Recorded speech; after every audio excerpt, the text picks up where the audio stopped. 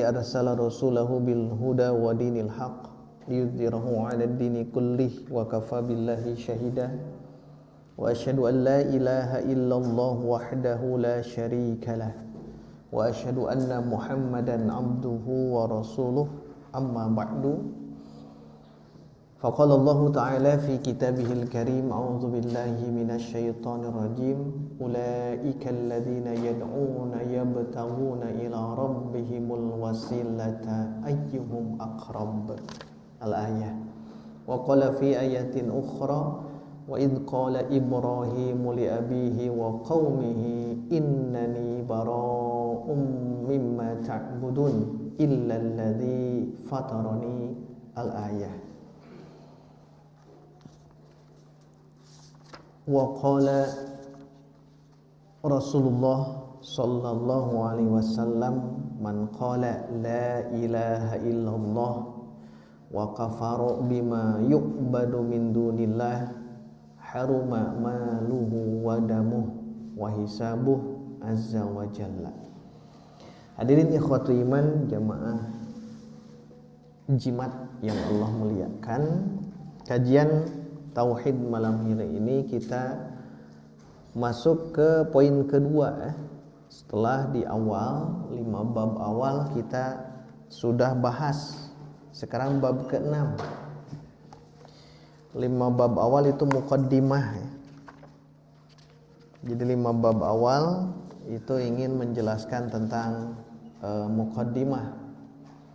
Terakhir bab kemarin bab ad-du'a ila syahadati alla ilaha illallah. Jadi ingin membahas bab muqaddimah itu tentang fadilah, fadilah tauhid, kemudian fadilah orang yang mentahqiq tauhid, kemudian bab tentang al-khauf, kekhawatiran kita agar jangan sampai terjerumus dalam kemusyrikan. Nah, ini muqaddimah dalam kitab tauhid 5 bab. Karena kalau diringkas ya, di kitab tauhid ini kan semuanya ada 67 bab.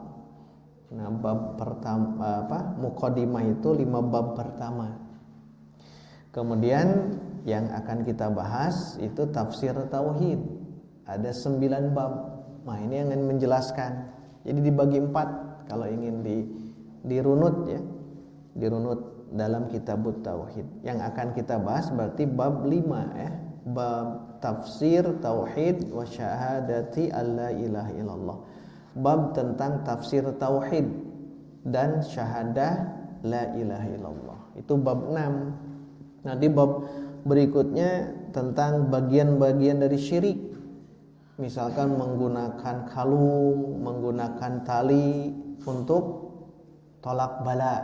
Nah, itu kan bagian dari itu ya, kemusyrikan. Kemudian bab ruqyah, bab tamimah, bab tabaruk dengan pohon, dengan batu dan sejenisnya. Kemudian sembelihan bukan karena Allah. Kemudian bab nazar bukan karena Allah. Nah, di 9 bab ini akan dibahas di poin kedua tentang tafsir tauhid. Nanti ketiganya tentang butlanu ibadati ma siwallah. Jadi batal ibadah selain kepada Allah. Diberikan 4 bab di sini.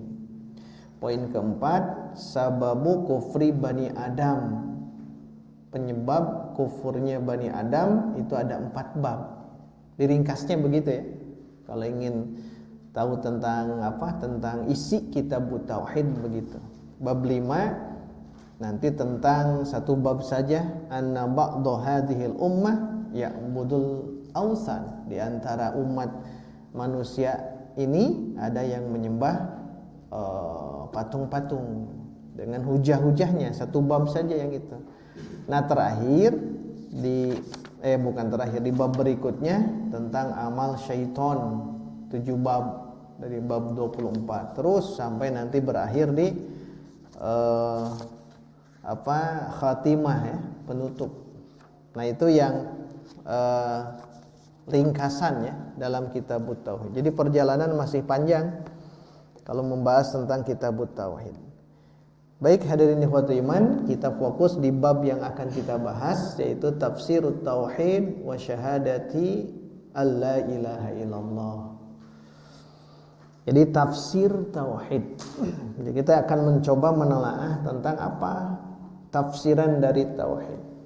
Tafsir sendiri kan maknanya al-kashfu, ya, mengungkap, menyingkap sesuatu yang tersembunyi gitu, dibuka, disingkap, itu tafsir namanya. Al-idah, menjelaskan, bukan hanya menyingkap tapi harus dijelaskan, ada penjelasannya. Orang-orang Arab biasa menggunakan bahasa ini. Jadi tafsir gitu ya. Kalau tauhid ya sudah kita mafhum. Tauhid itu asal kata dari wahada yuwahidu tauhidan. Itu tauhid, mengesahkan, menunggalkan Allah.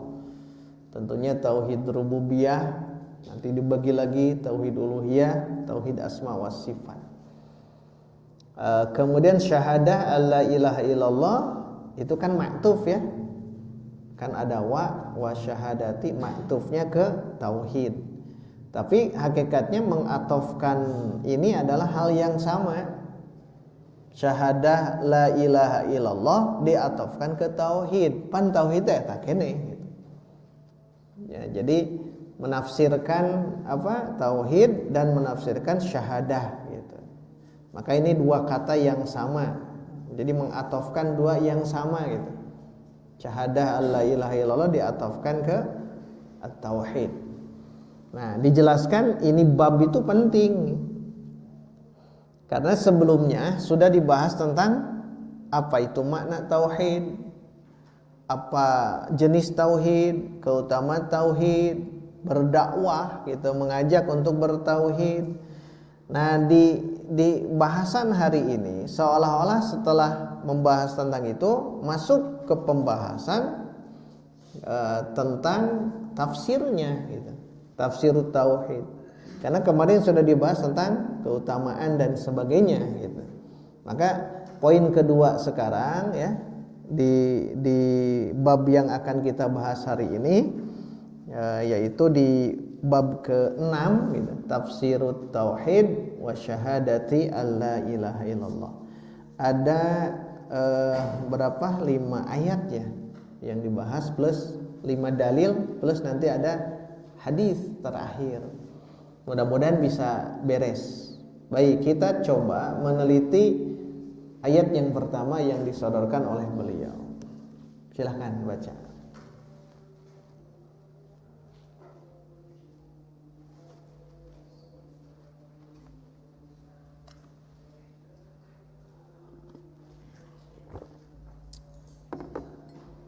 Cok, awas sahat.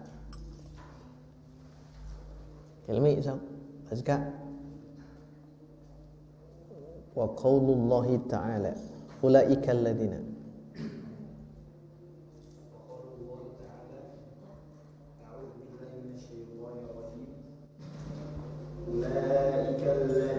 yad'una yabtaguna ila rabbihimul wasilata ayyuhum aqrabu wa yarju rahmatahu wa yakhafuna 'adzabahu inna 'adzaba rabbika kana mahdura.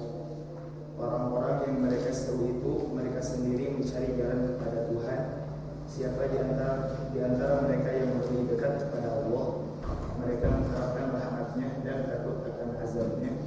Sungguh azab Tuhanmu itu sesuatu yang harus ditakuti. Nah, ini tentang bab doa ya. Syirkun fid doa gitu. Kemusyrikan dalam bab berdoa. Allah berfirman, a'udzubillahi minasyaitonir rajim. Ulaikal ladzina yad'una yabtaguna ila rabbihimul wasilata ayyuhum aqrab. Kalau dari segi gramatika bahasa, ulaika kan itu mubtada ya, mubtadanya. Khabarnya mana? Yabtaguna.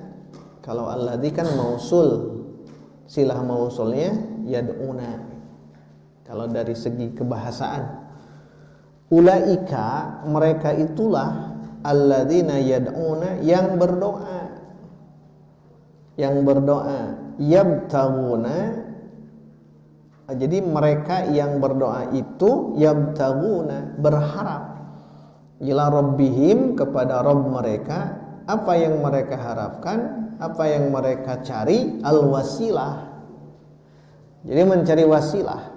Ayyuhum aqrabu, siapa di antara mereka yang lebih dekat. Nah, mereka ini, diri mereka itu untuk mendekatkan diri kepada Allah mesti mencari wasilah. Sedangkan mereka itu justru membutuhkan. Maka fahada safahun fil haqiqah, ini teh kebodohan secara hakikat. Dan itu ya masuk juga ke para penyeru di agama-agama di luar Islam itu, seperti Nabi Isa kan dijadikan sebagai wasilah, malaikat dijadikan sebagai wasilah. Terus siapa? Ulaika di situ ini para wali kan, orang-orang solih itu dijadikan wasilah. Ya kalau selama masih hidup para nabi ya bisa jadi wasilah Bani Israel ke para nabi-nabi saat itu ketika masih hidup ya bisa. Tapi kalau sudah meninggal yang ini nih. Jadi ulaika alladzina yad'una itu makhluk berarti ya, yang hidup. Nabi Isa, Nabi Uzair sebagai putra Allah ya bagi Bani Israel. Sedangkan Isa putra Allah bagi Nasrani gitu ya. Kemudian malaikat, para wali, orang soleh. Adapun batu, kemudian pepohonan, gunung dan sebagainya tidak masuk ke ayat yang ini. Karena ulaikal ladzina yad'una, yang ini berakal yang ini. Nah, mereka ini yang disangka bahwa mereka itu menjadi wali selain daripada Allah, sesungguhnya tidak bisa ada kemampuan untuk daf'ud dhar, menolak bahaya. Tidak ada kemampuan mereka, tidak bisa untuk menolak bahaya. Dan ini mirip di surah Fatir dijelaskan ayat 13 dan 14. Walladzina tad'una min dunihi ma yamlikuna min kitmir in tad'uhum la yasma'u du'aakum. Jika kalian berdoa kepada mereka, la yasma'u du'aakum, pepohonan atau yang lain-lainnya itu tidak bisa mendengar doa kalian. Ya karena ini nyembah patungnya kan tidak bisa mendengar. Walau sami'u, andai mereka mendengar, andaikan patung-patung itu bisa mendengar, mastajabu lakum, tidak bisa mengijabah permohonan kalian. Itu di dunia. Bagaimana kalau di akhirat? Di surah Fatir ini juga dijelaskan, wa yaumal qiyamah yakfuruna bisyirkikum. Di hari kiamat itu mereka yang kalian sembah itu akan menolak terhadap kesyirikan kalian. Jadi akan berbalik. Bahkan dalam surah yang lain sembahan-sembahan yang jadi dari patung atau dari batu jadi hatob, jadi kayu bakar di neraka. Jadi lamun nyembah ka patung nu ieu nya, tah patung ieu teh ketika nanti di akhirat jadi suluh neraka. Nauzubillah. Wala yunabbiuka mithlu khabir. Ya, jadi surah Fatir ayat 13-14 ini ingin menjelaskan seperti itu. Jadi yad'una, ulaikal ladzina yad'una. Mereka itulah yang berdoa. Doa kan ada dua. Ada doa masalah, ada doa dakwah. Begitu, doa ibadah, doa masalah dan doa ibadah. Maksud doa masalah itu orang yang berdoa ketika misal terjadi kemelaratan, Berdoa ketika ingin sesuatu, itu masalah, permintaan. Kita ingin terbebas dari pandemi hari ini doa masalah, doa'u mas'alatin. Berdoa meminta, memohon agar dihindar dari pandemi, agar mendapatkan rezeki, itu doa masalah. Ya, yad'una di situ bisa saja berdoa ingin sesuatu gitu. Ingin sesuatu. Tetapi ada juga kadang-kadang doa ibadah. Kalau doa ibadah itu nanti peribadahan. Jadi taqarrub diri kepada Allah. Doa ibadah nu itu. Ulaikal ladzina yad'una bisa jadi doa ibadah. Seperti sujud kan itu, ruku, bernazar. Itu kan doa, tapi bukan doa masalah, permintaan, tapi doa ibadah. Tanukyage sami duanana. Mereka itu yad'una, berdoa, baik doa masalah, permintaan, permohonan, atau doa ibadah. Yabtaguna, mereka mencari, berharap, ila rabbihimul wasilah. Wasilah itu sesuatu yang bisa menyampaikan kepada Allah, memohon wasilah, sesuatu agar bisa kepada Allah. Seperti di zaman dulu ketika ditanya kenapa kalian menyembah patung-patung berhala sejak zaman Nabi Nuh alaihi salam, kata mereka apa? Mana'buduhum, kami tidak menyembah mereka illa kecuali apa? Liyuqarribuna ilallahi zulfa, liyuqarribuna, agar patung-patung itu bisa mendekatkan kami ilallahi kepada Allah, zulfa, sedekat-dekatnya. Jadi pelaku syirik itu memang tidak merasa berdosa. Ya, nyembah patung berhala, patung Wad, patung Suwa, patung Yagus, patung Ya'uq, dan patung Nasr. Dalam surah Nuh eta ayatnya. Jadi ketika mereka menyembah patung-patung itu tidak merasa berdosa. Kami tidak menyembah mereka. Ini hanya wasilah. Wasilah yang bagaimana ya? Wasilah yang itu agar lebih dekat kepada Allah. Makanya kenapa para penyembah kuburan mereka menyebutkan bahwa bukan menyembah kuburan, tapi sebagai perantara, kurir bahasanya, untuk menyambungkan doa saya kepada Allah dengan cara perantara para wali dan sebagainya. Kalau masih hidup silahkan, tetapi kalau sudah meninggal, para ulama sepakat itu tidak bisa.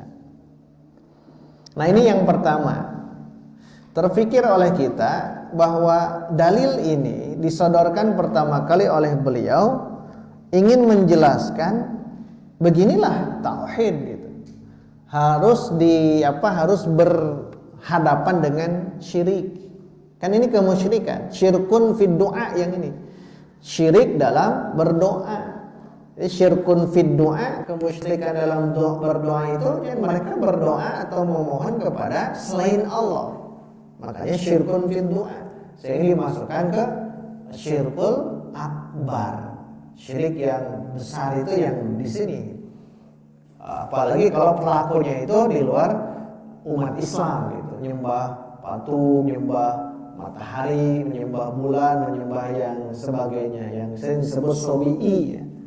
Sobi'i itu para penyembah makhluk yang ada di langit, di antaranya menyembah bulan, bintang, matahari, sobi'i. Kalau musyrik secara umum, maka agama kita ya 5, para pengikutnya ya 5, kata Imam Ibnu Qayyim al-Jauziyah. Opat itu adalah dedengkotna atau para CS syaitan gitu. Nah, opat hiji itu Allah, agama Allah. Yaitu yang pertama Islam, kata beliau. Islam inilah agama yang Allah ridhoi. Yang kedua Yahudi, yang ketiga Nasrani, yang keempat Sobi'i, yang kelima musyrikin. Musyrikin lebih umum dari Sobi'i ya.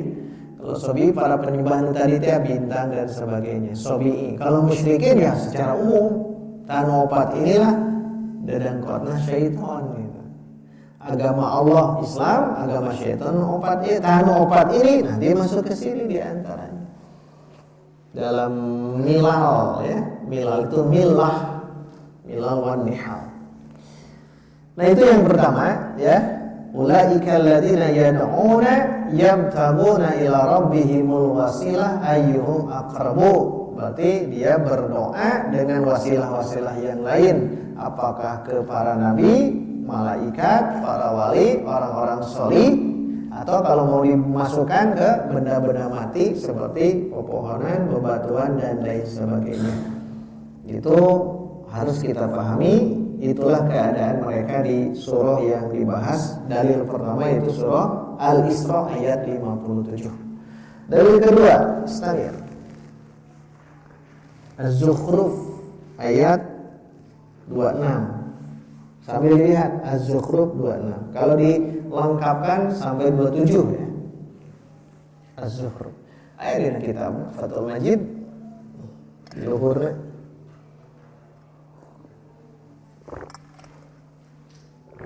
Wa idz qala Ibrahim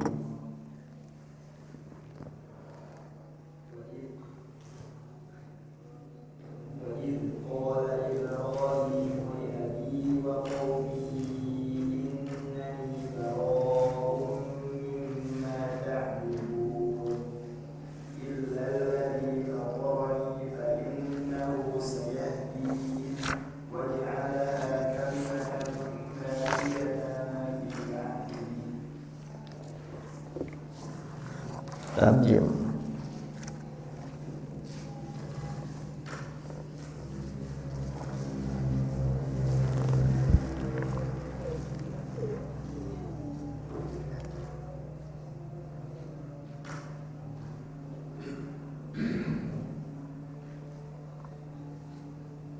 Dua enam.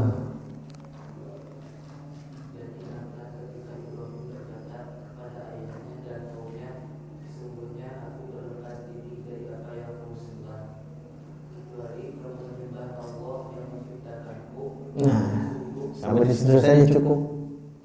Jadi dari yang kedua ingin menafsirkan tauhid, mau tidak mau, dan dikisahkan tentang kisah Nabi Ibrahim. Lihat, ingatlah ketika Ibrahim berkata kepada bapaknya Azar. Kalau dari kitab itu Taroh Azar. Kepada bapaknya Azar, wa qaumihi, kepada kaumnya sekaligus gitu. Apa yang dikatakan oleh Ibrahim kepada bapak dan kaumnya? Innani baraun. Nah, baraun bariun baraun. Innani, sesungguhnya aku baraun, betul-betul melepaskan diri, mimma ta'budun, dari apa yang kalian sembah. Berarti di zaman Nabi Ibrahim, pernah kita jelaskan, di zaman Nabi Ibrahim itu penyembahan terhadap berhala itu mahabu ya. Itu dia gitu. Ya kecuali Nabi Ibrahim saja tidak melakukan kemusyrikan. Termasuk bapaknya kan tukang pembuat patung. Makanya bapaknya Azar itu dia tidak beriman.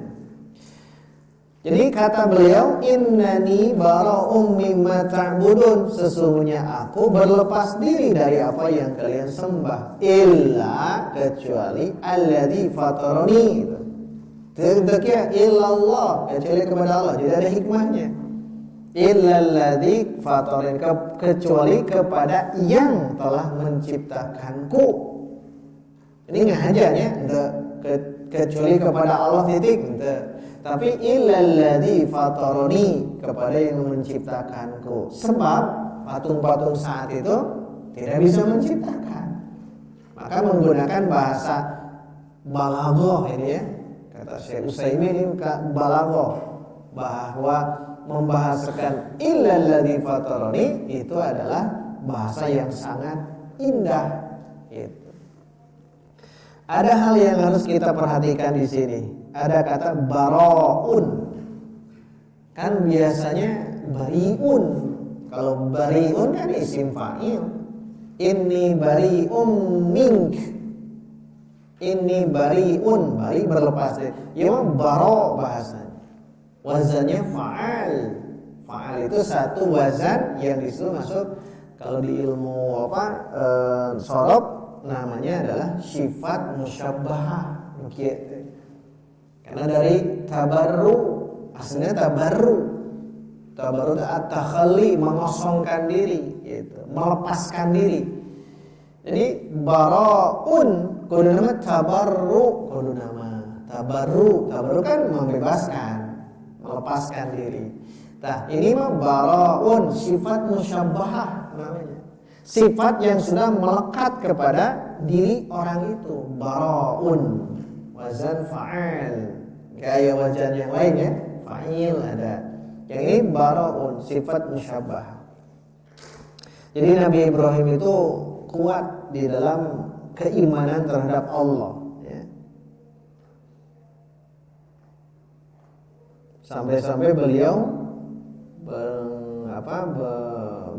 berkata kepada kaum dan bapaknya itu Azar bapaknya ya. Dan bapak Ibrahim ini mati dalam kekafiran. Itu menurut jumhur, mati dalam kekafiran.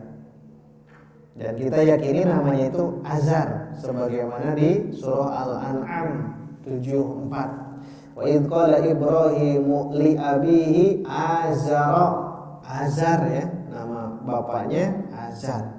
Ada yang mengatakan ini gelar Azar, karena aslinya nama-nama asli itu jarang disebutkan dalam Quran kecuali Maryam gitu ya. Yang lain-lain itu gelar. Firaun gelar kan begitu. Apa tadi? Ingatlah ketika Nabi Ibrahim berkata kepada bapaknya itu Azar, atatakhidu asnaman alihah. Apakah engkau wahai bapakku menjadikan patung-patungan itu sebagai sembahan gitu. Bahkan Nabi Ibrahim ingin memohon istighfar di surah At-Taubah ya. Nabi Ibrahim ingin memohon istighfar. Nabi istighfar ke Allah itu diterima. Wa ma kana istighfaru Ibrahim li abihi illa am mau'idatin wa adaha iyyahu. At-Taubah. Karena Nabi Ibrahim dalam surah Maryam 47 mengatakan sa'astaghfiru laka rabbi. Nanti aku akan memohon ampunan, memohon maghfirah kepadamu wahai bapakku terhadap Tuhanku. Innahu kana bi hafiyan. Tetapi di surah Taubah yang tadi, falamma tabayyana lahu annahu aduwwun lillah. Maka ketika jelaslah bahwa bapaknya itu adalah musuh Allah. Terus dijelaskan kalau itu musuh Allah. Tabarra'a, itu bahasa gitu ya. Tabarra'a minhu. Nabi Ibrahim berlepas diri dari Azar. Inna Ibrahima la'awwahun halim. Di surah Ibrahim doanya kan Rabbana gfir li wali walidayya walil mu'minina yauma yaqumul hisab. Tetapi itu setelah tabarru ya.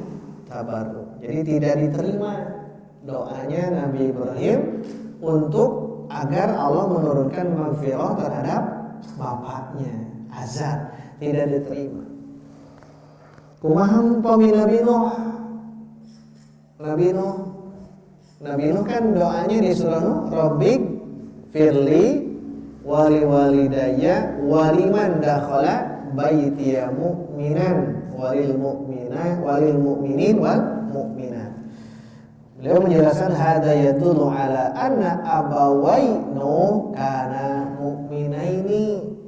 Ini menjadikan dalil ibu bapak Nabi Nuh itu mukmin. Beda dengan tadi Azar.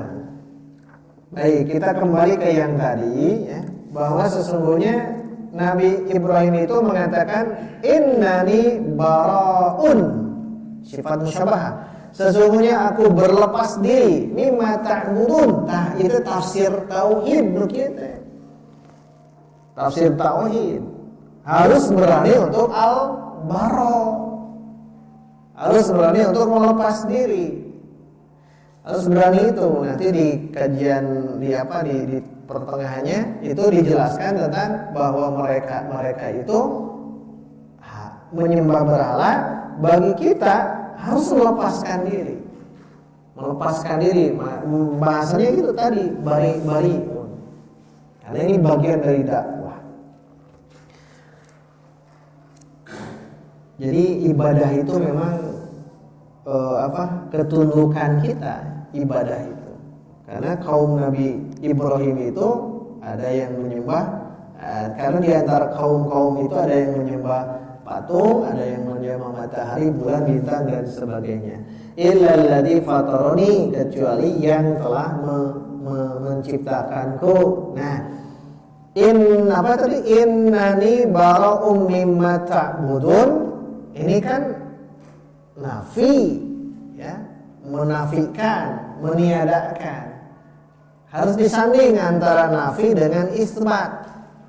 Contoh dalam kalimat tahlil, la ilaha itu nafi, menafikan, meniadakan, tidak ada Tuhan, tidak ada Allah, tidak ada sembahan. Illallahu, kecuali Allah, itu isbat namanya. Dan harus terkumpul. Tidak boleh kita hanya menyebutkan isbat saja atau nafi saja, harus dua-duanya. Karena tafsiran syahadah la ilaha illallah harus begitu. Nah, di ayat yang ini justru Nabi Ibrahim jadi ibrah bagi kita, ya. Bahasa beliau itu innani bara'um mimma ta'budun illalladzi fatarani. Innani bara'un itu kan nafi, aku berlepas diri dari apa yang kalian sembah semuanya. Nah, diisbatkan illa, kecuali alladzi fatarani, kecuali Allah yang telah menciptakanku. Nah, ini namanya isbat. Karena tauhid itu tidak akan sempurna kecuali harus menutup diri, ya, menutup diri, mengkafiri gitu. Mengkafiri terhadap selain daripada Allah dan beriman hanya kepada Allah. Nah, ini yang harus kita optimalkan. Kita harus menolak gitu, mengkafiri togut. Kan yang lain kan, wa may yakfur bit togut wa yu'min billah faqad istamsaka bil urwatil wuthqa. Makanya jelas yang ini, ya, dalil yang kedua. Jadi menjadi isyarat bahwa kita mesti beribadah hanya kepada Allah, dan menjadikan bahasa illalladzi fatarani ini adalah ingin mengisyaratkan batalnya penyembahan terhadap berhala-berhala saat itu, karena mereka tidak bisa, atau mereka itu sembahan itu tidak bisa menciptakan sesuatu, tuli, bisu dan buta. Ya. Itu yang dalil kedua. Kita ringkas saja, ya. Dalil ketiga, Istamir, surah At-Taubah 31. Macana di luhur dasami. Ittakhadhu, dilewatkan, ya, asarnya karena telat tadi mulainya. Asar, isya.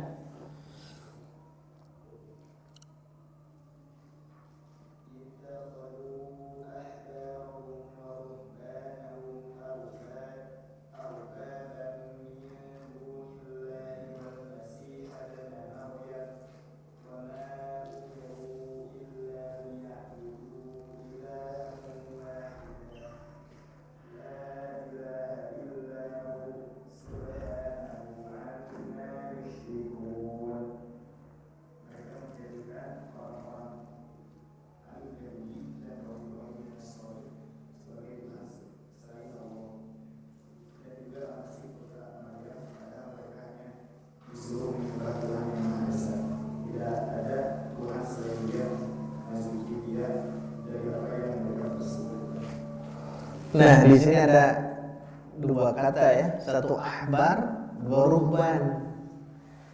Ahbar itu ulama, ya. Ahbar itu ulama. Ahbar Yahudi, karena Yahudi itu kan keilmuannya luar biasa, ya, cerdas. Ahbaruhum, ulama-ulama mereka, orang-orang Yahudi itu jadi ulama, alim. Maka ahbar itu jamak dari habr, habaro. Kadang-kadang dibalik ba ha ro jadi bahar. Habr itu kan alim, dia orang cerdas. Tapi kadang-kadang disebut bahar, habrul bahar kan begitu. Kenapa ulama disebut bahar? Karena lihat saja bahar itu kan laut, banyak air. Tapi yang dimaksud bahar nanti orang alim itu adalah likasratil ilm. Karena banyaknya ilmu disebut bahar, lautan ilmu. Lautan ilmu. Sedangkan ruhban beda. Kalau ahbar itu ulama, ingat. Ahbar itu habr, jama' dari habr ya, habrun. Nah, jamaknya ahbar. Nah, ahbar itu adalah ulama. Sedangkan ruhban adalah ubad. Ubad beda antara ulama dengan ubad. Kalau dimufradkan beda antara alim dengan abid. Alim itu ahbar, abid itu ruhban. Rohib, ruhban teh jama dari apa? Rohib, ruhban. Orang-orang Nasrani.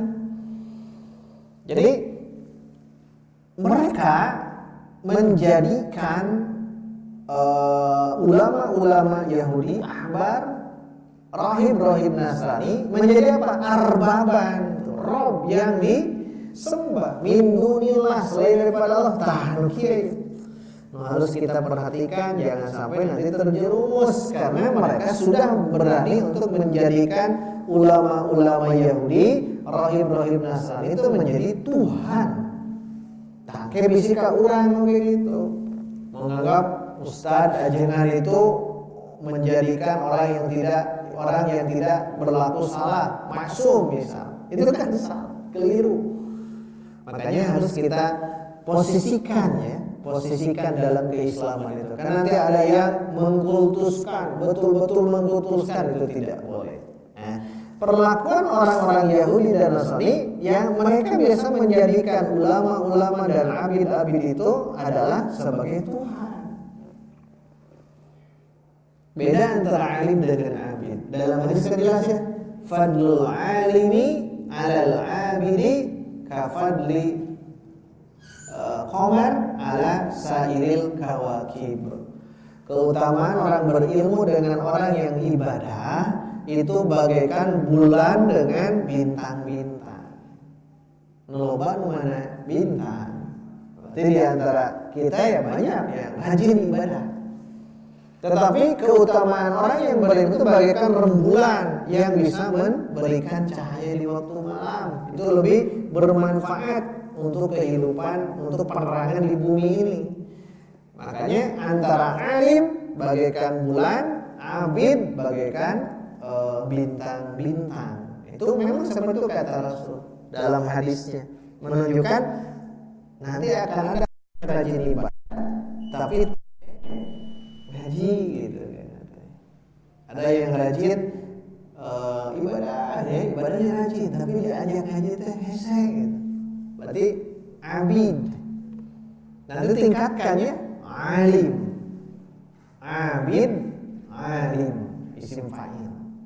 Nah ini ahbar itu ulama, ruhban itu ubad, arbaban min dunillah. Jadi mereka berani ya menjadikan orang-orang Yahudi dan Nasrani, baik itu yang ulamanya atau yang hamba yang soleh itu dijadikan arbab. Bahkan Al-Masih putra Maryam itu juga mereka diangkat. Maka la ilaha illa huwa subhanah.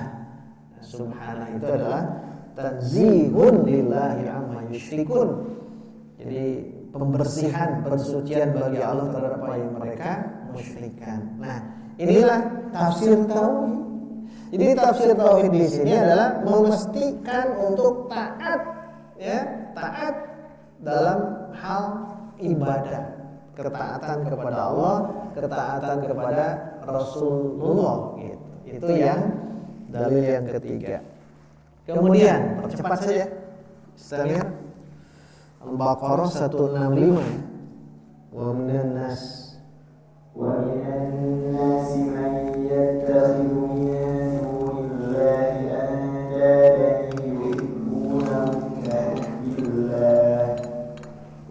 tarjim das begitunya di ringkas. Dan di antara manusia ada orang yang menyembah Tuhan selain Allah sebagai tandingan yang mereka cintai seperti mencintai Allah. Nah, yang di garis bawah ini, yang di garis bawahnya adalah yuhibbunahum kahubbillah. Jadi di antara manusia ada yang menjadikan selain Allah itu andad. Yuhibbunahum, yuhibbunal andada kahubbillah.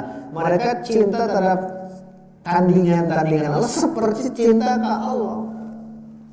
Kecintaan kan ada 3, mahabbah ma'allah, ya musyrik. Mahabbah ma'allah musyrik, syirkul akbar. Mahabbah bersama dengan Allah, berarti ada kecintaan selain kepada Allah. Nuka 2, mahabbah lillah atau fillah. Nah, ini yang diharapkan. Mahabbah lillah, mahabbah fillah yang sering diidofahkan mahabbatullah gitu ya. Kecintaan kepada Allah itu wajib ya. Nah, nanti ada mahabbah tabi'iyah. Kalau mahabbah tabi'iyah itu ya boleh-boleh saja. Kecintaan kita kepada anak, kepada istri, kepada yang lain yang tidak melalaikan dari kecintaan kepada Allah itu silahkan saja. Itu mahabbah tabi'iyah namanya. Mahabbah tabi'iyah. Nah, yang diharapkan di pembagian mahabbah itu mesti mahabbah lillah atau mahabbah fillah. Kecintaan kita karena Allah, kecintaan kita di mana Allah cinta, kita pun ikut cinta. Nah, itu mahabbah lillah atau fillah.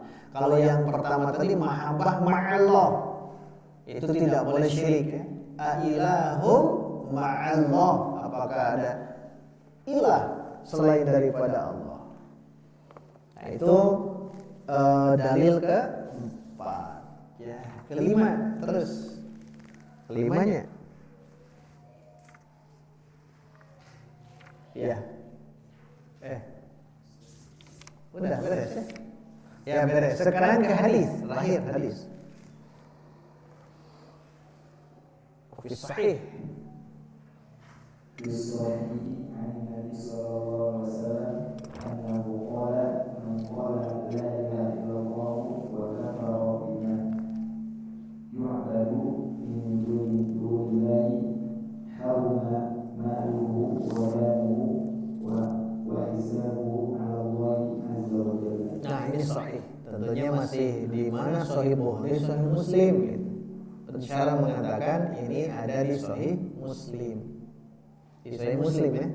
Kitabul Iman bab al-amru bi qitalinas hatta yaqulu la ilaha illallah. Di Al-Bukhari tidak ada. Walaupun wafis sahih, masih bingung Sahih Bukhari, Sahih Muslim atau apa. Tapi pensyarah mengatakan wal murad bihuna sahihu muslimin, Sahih Muslim. Nabi sallallahu alaihi wasallam bersabda, "Man qala la ilaha illallah." Nah, ini berarti fadilah. Siapa yang mengucapkan la ilaha illallah? Itu yang pertama, isbat. Yang kedua, wa kafara bima yu'badu min dunillah. Ini nafi atau kufur terhadap apa yang disembah selain daripada Allah. Mengkufuri, jadi kita tidak mau gitu menyembah selain daripada Allah. Wa yakfur bitaghut tadi itu ya. Kalau kita mengucapkan la ilaha illallah sembari kita bariun, melepaskan diri dari penyembahan selain daripada Allah, maka jaminan di sini haruma maluhu wa damuhu. Jadi akan terjaga hartanya dan darahnya. Hartanya tidak akan pernah digasap. Darahnya tidak akan pernah dialirkan. Kenapa? Karena sudah qala la ilaha illallah. Wa hisabuhu 'ala Allahi azza wa jalla. Hisabnya nanti tergantung Allah azza wa jalla. Nah, hadis yang ini ingin menjelaskan tafsir tauhid dan syahadah la ilaha illallah. Nah, beres di sini nanti bab-bab berikutnya yang diberikan contoh. Yang lainnya dilewat, diberikan contoh-contoh yang lain, contohnya memakai kalung, gelang atau apapun yang punya tujuan. Ini langsung ke praktek kalian. Nanti di bab berikutnya itu akan dibahas. Jadi intinya tadi masih global ya, masih umum tentang tafsir tauhid dan syahadah la ilaha illallah. Demikian kajian pada malam hari ini. Semoga ada guna dan manfaatnya. Insyaallah kita akan bertemu di bulan depan kajian at-tauhid. Aqulu qouli hadza wa astaghfirullah li wa lakum. Rabbana atina fid dunya hasanah wa fil akhirati hasanah wa qina adzabannar. Wassalamu alaikum warahmatullahi wabarakatuh.